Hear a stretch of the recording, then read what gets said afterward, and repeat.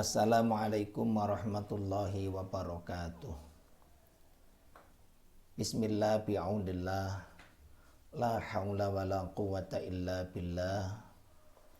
Qala rabbi syrah li sadri wa yassir li amri wahlul 'uqdatam min lisani yafqahu qawli, amma ba'd.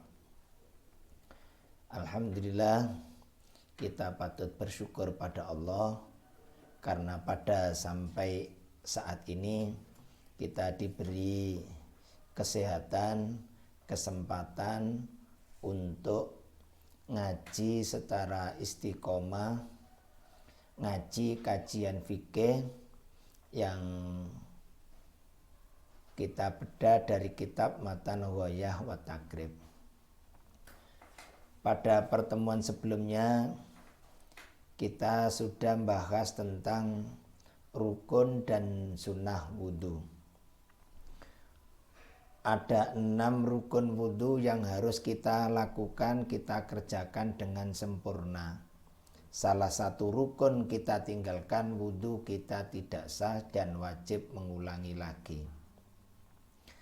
Ada beberapa sunnah wudhu yang sebaiknya kita lakukan, meskipun kalau kita tinggalkan tidak membatalkan wudhu, tapi sebaiknya juga kita lakukan agar wudhu yang kita lakukan sempurna,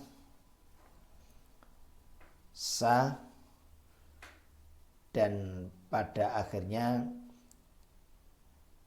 sholat yang kita lakukan juga sah karena wudhu yang kita lakukan sah. Pada pertemuan ini kita akan membahas tentang hal-hal yang membatalkan wudhu. Wudhu yang kita lakukan bisa batal karena kita melakukan atau mengalami hal-hal yang membatalkan wudhu. Kalau wudhu kita batal, maka kita haram melakukan sholat dan juga haram membawa Al-Quran. Oleh karena itu kita harus mendalami benar-benar tentang hal-hal yang membatalkan wudhu, karena akibatnya tidak hanya sholat kita yang tidak sah, tapi justru kita haram sholat kalau wudhu kita batal. Demikian juga kita juga haram membawa Al-Quran. Baik, apa saja yang membatalkan wudhu kita bahas bersama.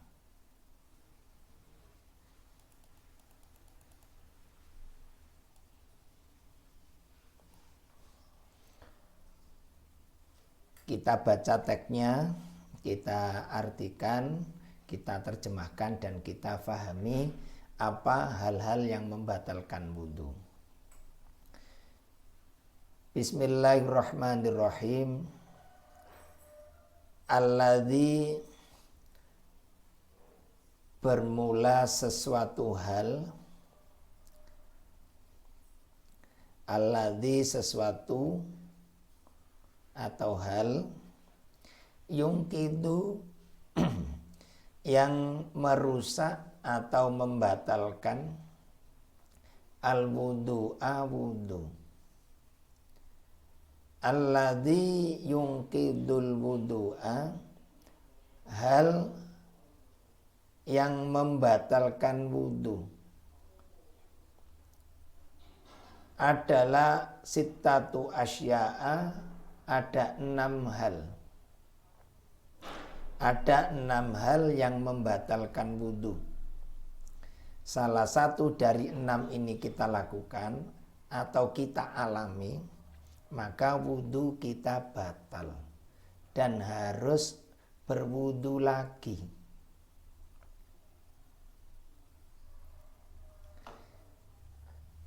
Enam hal itu, nomor 1, ma, sesuatu, khoroja, yang keluar, apa ma, minas sabilaini, dari salah satu 2 jalan.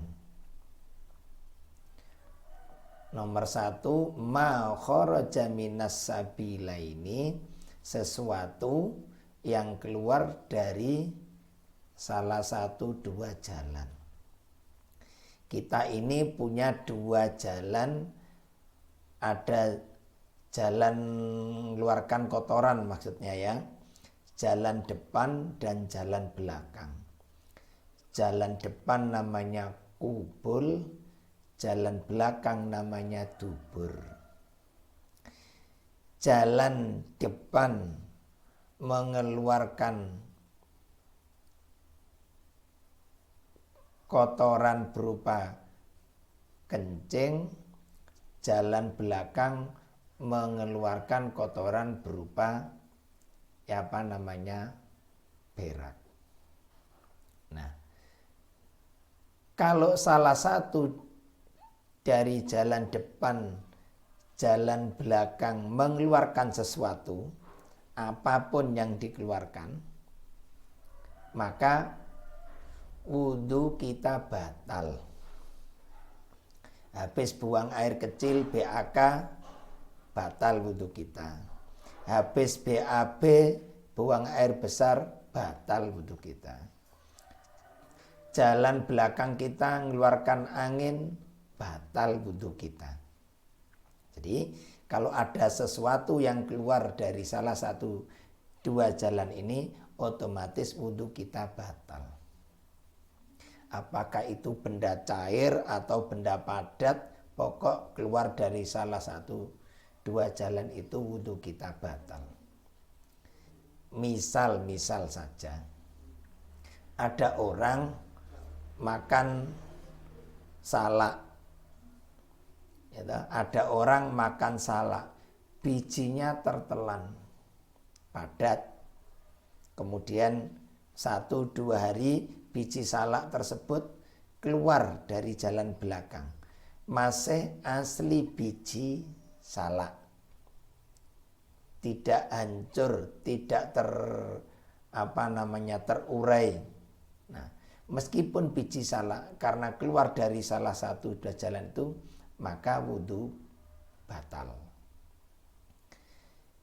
Yang nomor 2 adalah wanaumu, dan tidur ala ghairi hayatil mutamakkini, ala ghairi hayatil mutamakkini, yang tidak menempatkan pantatnya di lantai. Wanaumu, dan tidur ala ghairi hayatil mutamakkini, yang tidak menempatkan pantatnya di lantai. Tidur yang tidak menempatkan pantatnya di lantai itu berarti tidur terlentang, batal wudhunya. Tidur miring, batal wudhunya. Tidur tengkurap, batal wudhunya.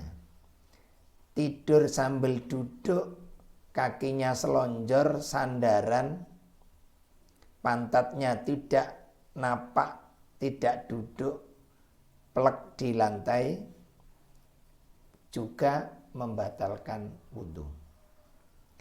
Semua tidur ngantuk, matanya terpejam sebentar maupun lama, pokok hilang kesadaran sebentar karena tertidur, itu membatalkan wudhu semuanya, kecuali tidurnya orang yang sambil duduk pantatnya menempel di lantai dengan kuat. Seringkali kalau kita Jumatan sambil mendengarkan khotib khutbah kan ngantuk, bahkan kadang tertidur. Kalau pantat kita bergerak ketika ngantuk atau tertidur tadi, geser dari tempat duduk kita, karena kita secara refleks bergerak karena ngantuk atau tertidur, membatalkan wudhu. Oleh karena itu, kalau nggak kuat nahan ngantuk, nggak kuat nahan tidur ketika sholat Jumat, maka harus hati-hati. Tidurnya, ngantuknya harus duduk di lantai. Kalau bergerak pantatnya batal wudunya. Oke. Oleh karena itu ketika sholat Jumat atau ketika kita duduk apalah gitu, supaya wudu kita nggak batal, harus menempatkan pantat kita di lantai. Jadi tidur model apapun, sebentar maupun lama, membatalkan wudu kecuali tidurnya, ngantuknya orang yang menempatkan pantatnya di lantai. Yang nomor 3, wazawalul aqli, dan hilang akal, hilang kesadaran. Bisukrin, sebab mabuk, au marodin, atau sakit. Hilang akal, hilang kesadaran, sebentar maupun lama, baik karena mabuk atau karena sakit, batal wudunya. Pingsan itu kan hilang kesadaran, batal wudunya. Setelah terkena bius, disuntik bius karena sesuatu hal, batal wudunya. Karena hilang ingatan, misalnya ya gila sebentar, juga batal wudunya. Pokok hilang akal baik karena mabuk maupun karena sakit, termasuk mungkin sakit epilepsi, juga membatalkan wudu. Yang nomor 4, walam surrojuli, dan sentuhan laki-laki, almar'ata, pada perempuan, al-ajnabiyata, yang lain, min ghairi khailin, tanpa penghalang. Sentuhan kulit laki-laki dan perempuan yang ajnabiyah, bukan muhrim, tanpa pakai penghalang, membatalkan wudu. Kecuali kalau dengan muhrimnya. Muhrim itu artinya orang yang diharamkan untuk dinikahi, itu muhrim. Nah, kalau dengan muhrim enggak batal. Anak dengan orang tua, gitu. Cucu dengan kakeknya, saudara kandung, gitu. Keponakan dari ayah atau ibu, itu muhrim. Kalau dengan muhrim tidak batal. Tapi kalau selain itu batal semua. Teman, tetangga, saudara, sepupu, kenal enggak dikenal, sentuhan kulit laki-laki dan perempuan tanpa penghalang membatalkan wudu. Disengaja maupun tidak disengaja. Misalnya jalan di keramaian, nggak mungkin nggak sentuhan dengan orang lain karena berdesakan, maka batal wudunya. Kalau mau sholat harus berwudu, termasuk diingat-ingat ya, termasuk saudara sepupu itu batal wudunya. Kalau dengan saudara sepupu misalnya kok sentuhan atau pas megang ngangkat terus bersentuhan, kalau mau wudu, kalau mau sholat harus wudu, karena itu juga termasuk yang membatalkan wudu. Jadi sentuhan kulit antara laki-laki perempuan, al-ajnabiyah, bukan muhrim, min ghairi khailin, tanpa penghalang, membatalkan. Kalau pakai penghalang tidak. Seperti misalnya suami istri, jabatan tangan, batal wudunya. Kalau gak kepengen batal, ya pakai penghalang, pakai sarung tangan apa-apa, yang penting tidak sentuhan kulit secara langsung. Karena suami istri itu batal, saudara sepupu batal, temannya batal, tetangganya batal, siapapun selain yang muhrim batal semua. Yang nomor 5, wamasu farjil adami, dan menyentuh alat kelaminnya manusia, anak Adam, biba tinil kafi, dengan telapak tangan. Menyentuh alat kelamin dengan telapak tangan membatalkan wudu, baik alat kelaminnya sendiri maupun alat kelaminnya yang lain, baik masih kecil, bahkan bayi, maupun sudah besar, termasuk juga sudah lanjut usia. Semuanya membatalkan wudu kalau nyentuhnya, megangnya pakai telapak tangan. Misal ya, ada ibu punya anak bayi usia 2-3 bulan, laki-laki.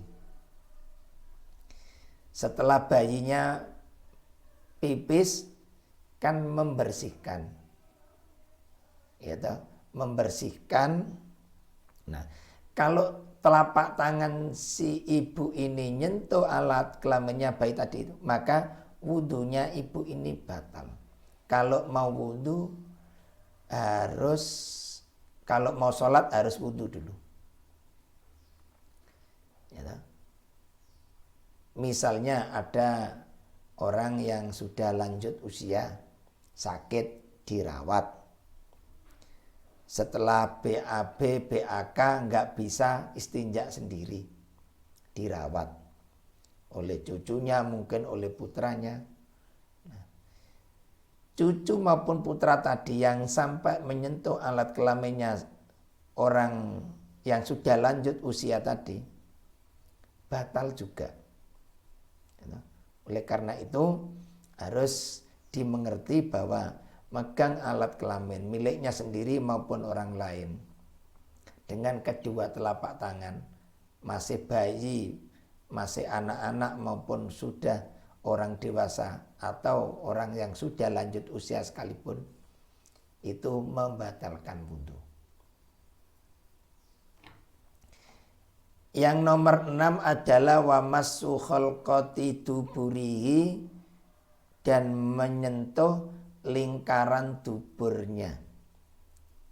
Tadi sudah saya sampaikan, jalan depan namanya kubul, yang tadi itu, yang jalan belakang namanya dubur. Menyentuh lingkar duburnya membatalkan wudu alal jadidi, menurut pendapat yang terbaru.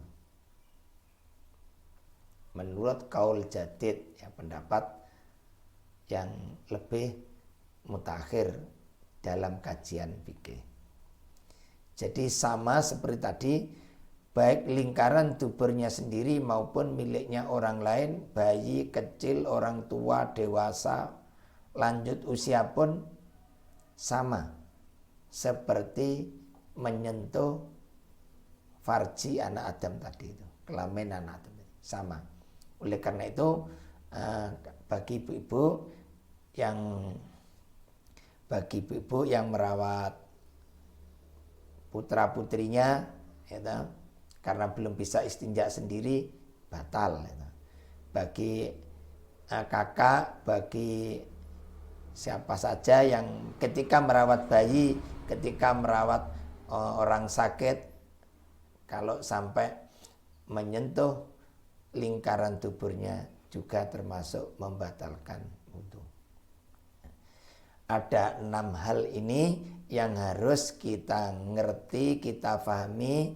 Kalau kita melakukan atau mengalami dari 6 ini, wudhu kita batal. Kalau mau sholat kita harus wudhu lagi. Kalau mau membawa Al-Quran harus wudhu lagi. Kalau mau tawaf, kalau mau sa'i termasuk juga harus wudhu dulu. Karena wudhunya telah batal. Jadi ada 6 hal yang membatalkan wudhu. Satu, yaitu sesuatu yang keluar dari salah satu jalan, baik jalan depan maupun jalan belakang. 2, tidur dalam posisi apapun. Tidur ngantuk dalam posisi apapun kecuali ngantuk tidurnya orang yang duduk, yang pantatnya napak di lantai. Yang nomor 3, hilang akal baik sebab mabuk atau karena sakit, pingsan, kena bius, epilepsi, itu. Hilang akal sebentar, itu. Membatalkan wudhu. Yang keempat adalah sentuhan kulit laki-laki dan perempuan tanpa penghalang yang bukan muhrimnya. Selain siapa tadi? Di antaranya selain karena hubungan orang tua sama anak, kakek sama cucu, saudara kandung, ponakan. Selain itu semuanya membatalkan wudhu. Teman membatalkan wudhu, saudara sepupu membatalkan wudhu. Baik besar maupun yang sudah sama-sama besar tentunya ya. Kemudian menyentuh atau memegang alat kelamin dengan telapak tangan, apakah miliknya sendiri atau miliknya orang lain, bayi, anak, dewasa, lanjut usia, membatalkan wudhu. Dan yang terakhir, menyentuh lingkaran tuburnya baik sama miliknya sendiri maupun miliknya orang lain, itu semua membatalkan wudhu. Mudah-mudahan kita bisa menjaga keabsahan wudhu kita dengan menghindari hal-hal yang membatalkan wudhu. Kalau terpaksa batal, kita harus berwudhu lagi sebelum sholat. Demikian hal-hal yang membatalkan wudhu yang bisa kita kaji dari kitab Matan Hoya wa Takrib. Mudah-mudahan kita diberi kekuatan, petunjuk. Ihdinas siratal mustaqim. Assalamualaikum warahmatullahi wabarakatuh.